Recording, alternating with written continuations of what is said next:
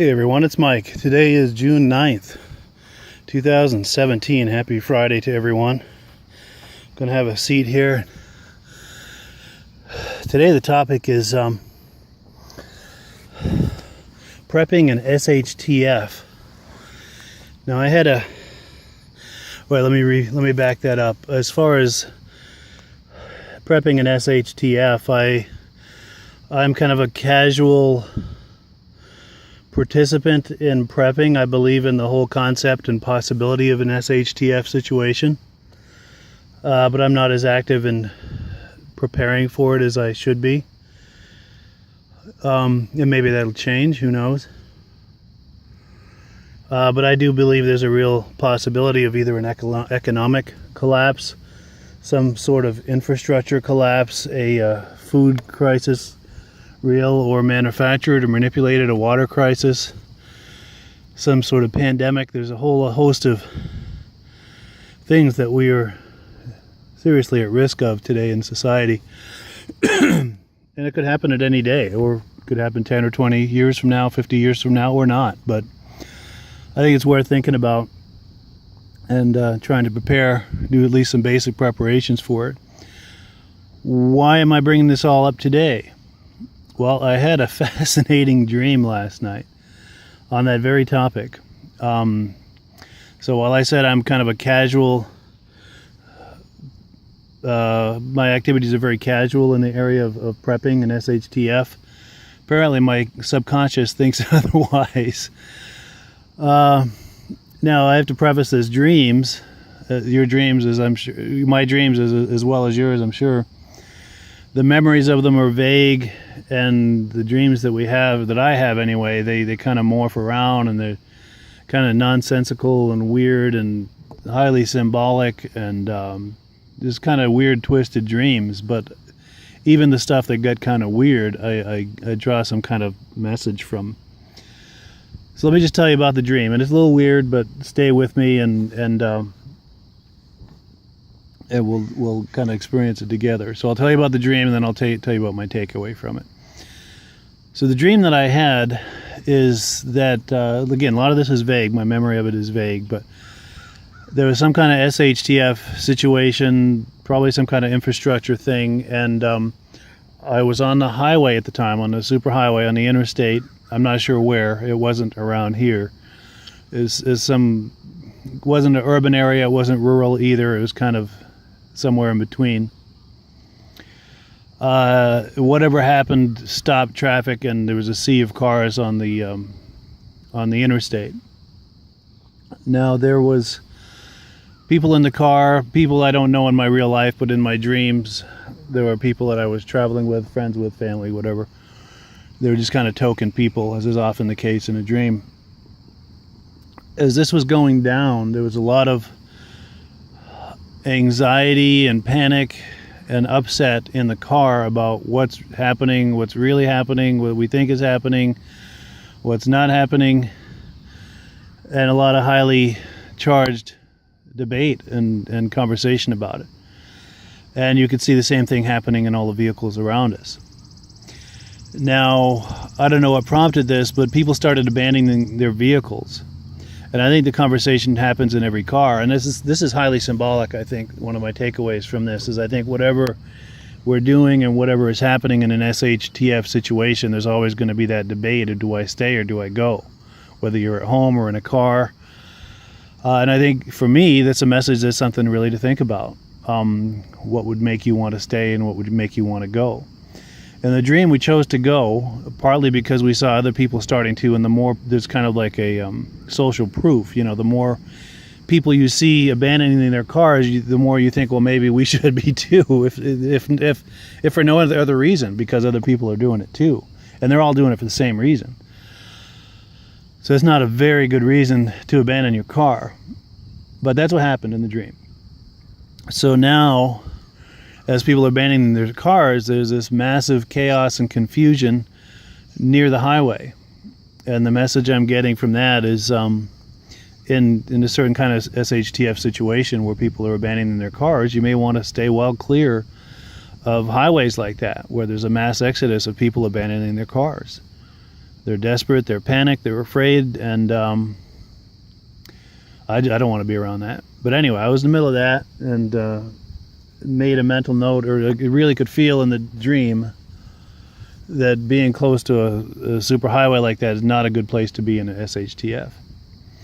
Now, before I continue, I want to do a footnote about backed up highways and SHTF. I'm literally a few hundred yards from the Canadian border. It's just off that way, a few hundred yards, and less than a quarter of a mile that direction is an interstate highway that crosses the border, and also even closer is a non, oh, pardon me, I keep burping. There's a non-superhighway border crossing.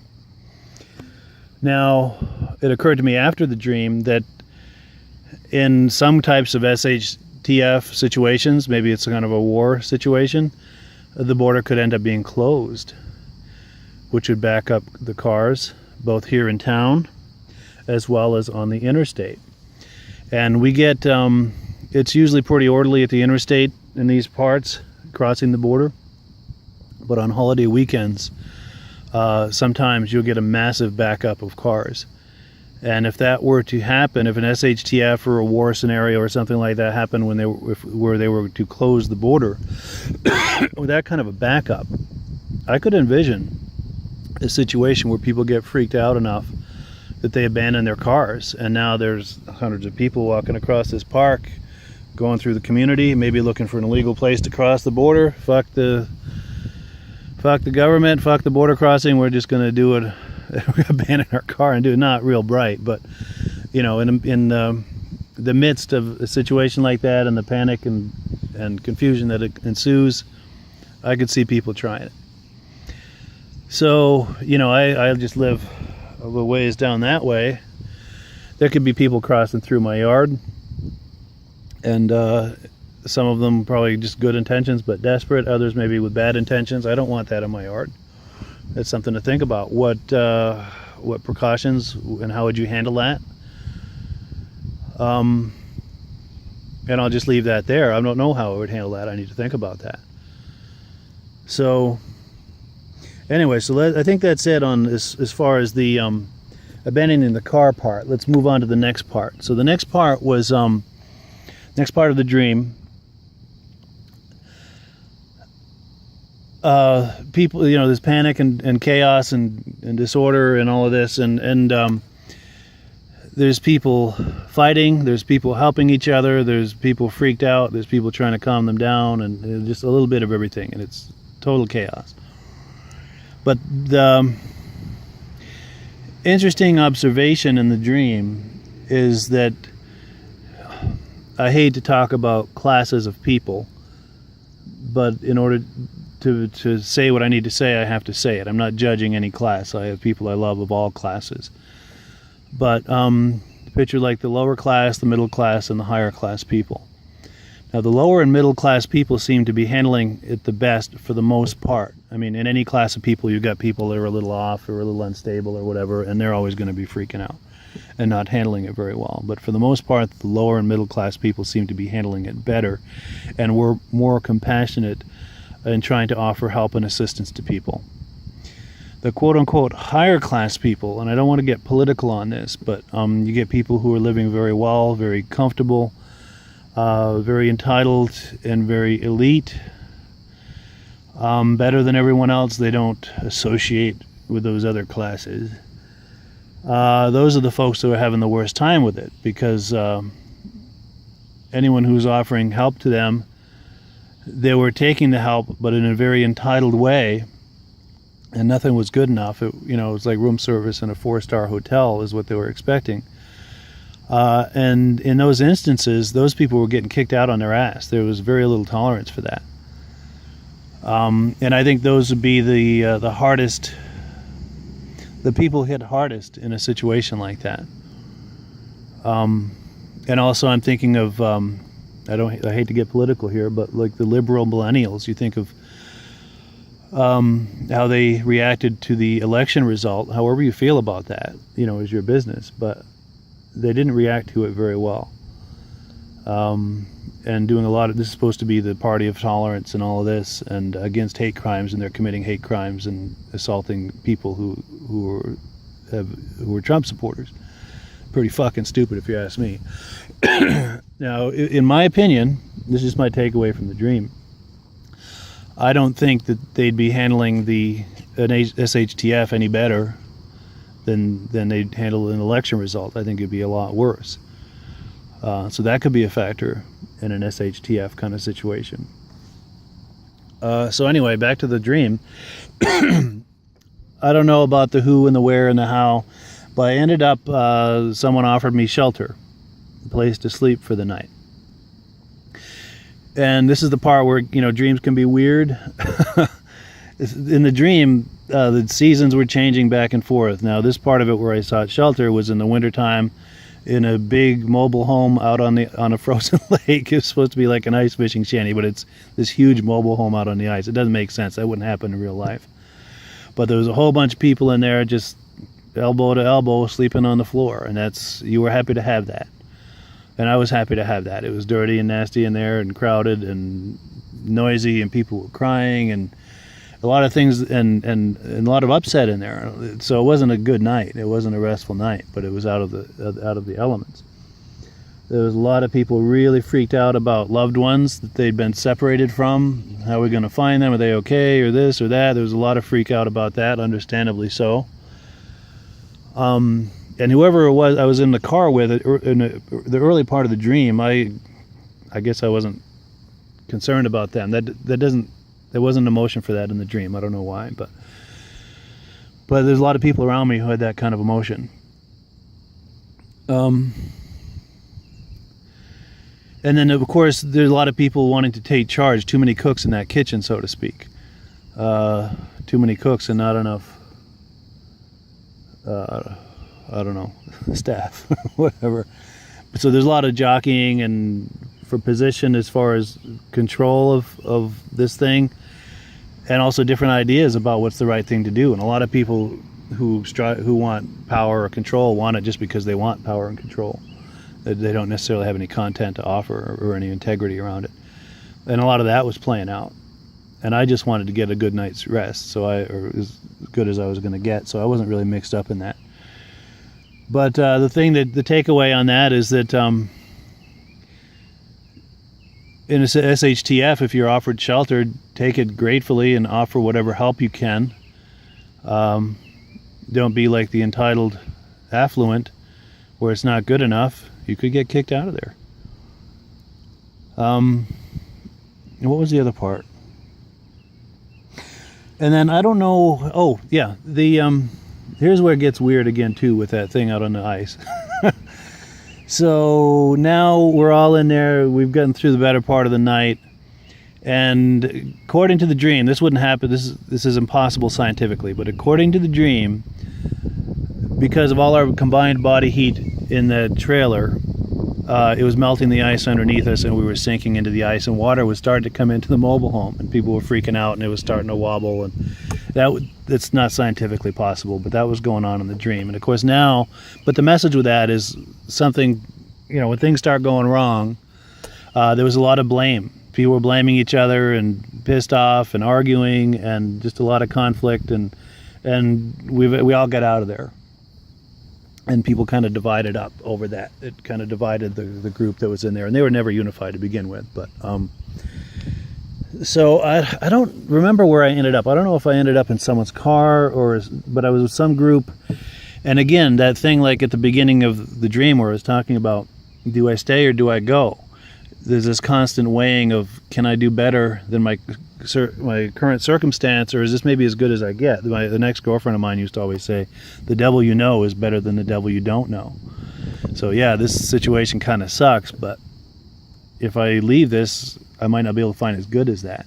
And I think that's probably always going to be a factor in an SHTF, whether you're staying at home thinking, well, maybe we should leave, or maybe we should stay, or if you're out somewhere, you found some kind of shelter or some kind of solace from whatever's going on, there's always going to be, can I do better, or should I stay, or should I go? And that was real heavy and strong in the dream. So in this instance, wherever it was that I was, and I don't remember, that's the part that's vague, I decided I'm going to look for something else. So I left that situation, and now I'm just walking down the road, and got picked up by my girlfriend's stepfather, who said he was looking for me, because apparently whatever it was done. Whether it was a power outage or infrastructure or whatever the hell it was done, and everything was back to normal, and we were isolated in that shelter overnight and didn't know it. So that could be part of it too in an SHTF. You get yourself holed up somewhere, turns out the crisis is over, but you're still holed up in there and you don't know that it's over. And I don't know what to do about that, but it's an interesting thing to think about. That, not a bad idea to stick your head out once in a while, or maybe have some kind of radio, or just try to find some way to find out what's going on. If the crisis is over, you don't want to be holed up for a long time and the crisis is over and you're just holed up when you don't have to be. And then I woke up that's about the time I woke up. And then, of course, you wake up from a dream like that and you're just laying in bed, going over it. And that's why I was making mental notes. That's why I'm talking about it now. I wanted to kind of preserve this. I found it to be thought-provoking, and you might as well. These are things I consciously had not considered. Apparently my subconscious has been considering these things, but consciously I hadn't. And then I fell back asleep, and had another dream. And in some of my dreams, I'm different ages. Sometimes I'm like an old man, sometimes a young kid, sometimes a teenager, sometimes I'm an adult, a younger adult, older adult. It's all over the place. But in this dream, I was a teenager. And I was in another SHTF, or maybe the same one, I don't know. But I was with a buddy of mine, nobody I know in real life, but in the dream he was a friend of mine. It's someone I met during the crisis, and we were kind of going through it together and trying to find food or shelter or whatever. We were kind of partnered up in it to kind of go through it together, and that was going all right. And then at a certain point, we ran into his mother and sister who'd been looking for him. And it was a very, very emotional reunion, and I was having some sympathetic emotions to it. I was very emotional too, just witnessing, the emotion of the relief that they were experiencing in finding each other. And so I think there'll be a lot of that, anxiety over being separated from your loved ones, and also the overwhelming emotion if you're fortunate enough to be reunited with them. And then the other odd part is he had a teenage sister introduced herself to me. Oh, yeah. And I was having a hard time understanding her name. This is irrelevant, but I remember it. And she's saying her name, and I said, "Is your name Canyon?" She said, "No, Henyon."